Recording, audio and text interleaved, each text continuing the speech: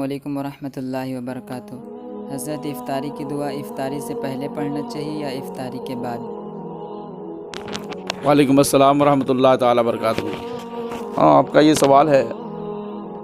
افطاری کی دعا افطاری کرنے سے پہلے پڑھنا چاہیے یا افطاری کے بعد پڑھنا چاہیے؟ تو ایسے ابھی اس دور میں رائج ہے کہ لوگ افطاری کرنے سے پہلے پڑھ لیتے ہیں دعا، اس کے بعد افطاری کرتے ہیں، لیکن یہ غلط ہے۔ حضور اعلیٰ حضرت امام عشق و محبت امام محمد رضا خان فاضل بریلوی رضی اللہ تعالیٰ عنہ کے زمانے میں بھی یہ سوال کیا گیا تھا اور ان سے پوچھا گیا تھا، تو حضرت اعلیٰ حضرت امام محمد رضا خان فاضل بریلوی رضی اللہ تعالیٰ عنہ نے اس پر ایک کتاب لکھی، دعائے افطار و سحر، اور اعلیٰ حضرت رضی اللہ تعالیٰ عنہ نے بہت تحقیق کے ساتھ جواب پیش کیا ہے، اور آپ نے فرمایا کہ افطاری کی جو دعا ہے وہ کچھ کھانے کے بعد ہی پڑھنا چاہیے، اس کو کچھ کھانے کے بعد ہی پڑھنا چاہیے، چونکہ اس دعا میں جتنے بھی صیغے استعمال کیے گئے ہیں اور افعال استعمال کیے گئے ہیں وہ سب ماضی کے افعال ہیں اور ماضی کے صیغے ہیں۔ جیسے مثال کے طور پر جب دعا پڑھتے ہیں تو آپ پڑھتے ہیں اللہم انی لکا سمت و بکا آمنت و علیک توکلت و علی رزقک افطرت فتقبل منی۔ اس کا مطلب ہوتا ہے اللہم انی لکا سمت، اے اللہ بے شک میں نے تیرے ہی لیے روزہ رکھا، یہ تیرے ہی لیے روزہ رکھا، سمتو یہ بھی فعل ماضی کا صیغہ ہے، و بکا آمنت، اور اے اللہ میں تجھی پر ایمان لایا، تجھی پر یقین کیا، وعلیک توکلت، اور اے اللہ میں تجھی پر بھروسہ کیا، وعلی رزقک افطرت، اور میں نے تیرے ہی رزق سے افطار کیا، میں نے تیرے ہی رزق سے افطار کیا، فتقبل منی، تو میری طرف سے میرے روزے کو قبول فرما لے۔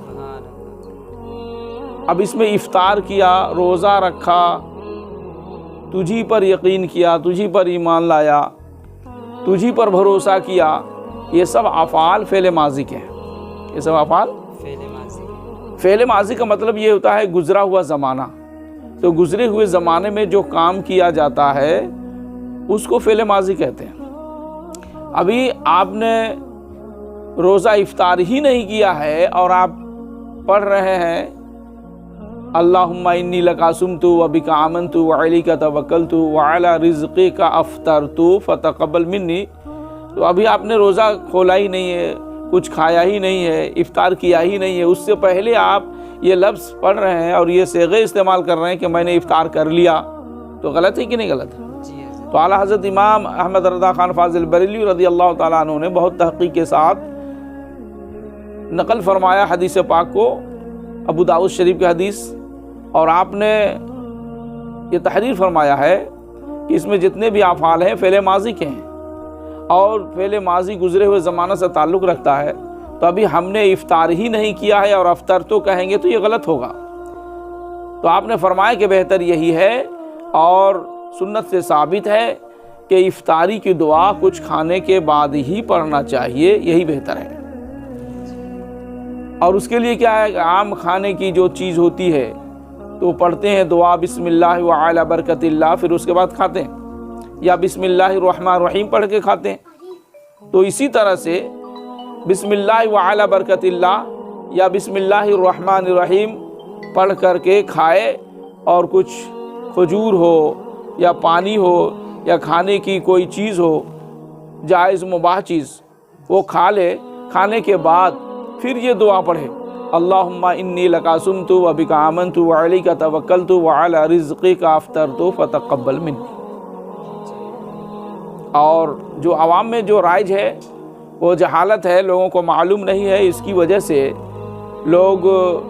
اس طرح سے دعائیں پڑھتے ہیں، اور مسجدوں میں لوگ پہلے ہی پڑھا کر کے افطاری کرواتے ہیں، حالانکہ یہ درست نہیں، غلط ہے، اور صحیح طریقہ یہی ہے کہ پہلے بسم اللہ وعلی برکت اللہ پڑھ لے، پھر اس کے بعد دعا پڑھے۔ جی ہاں۔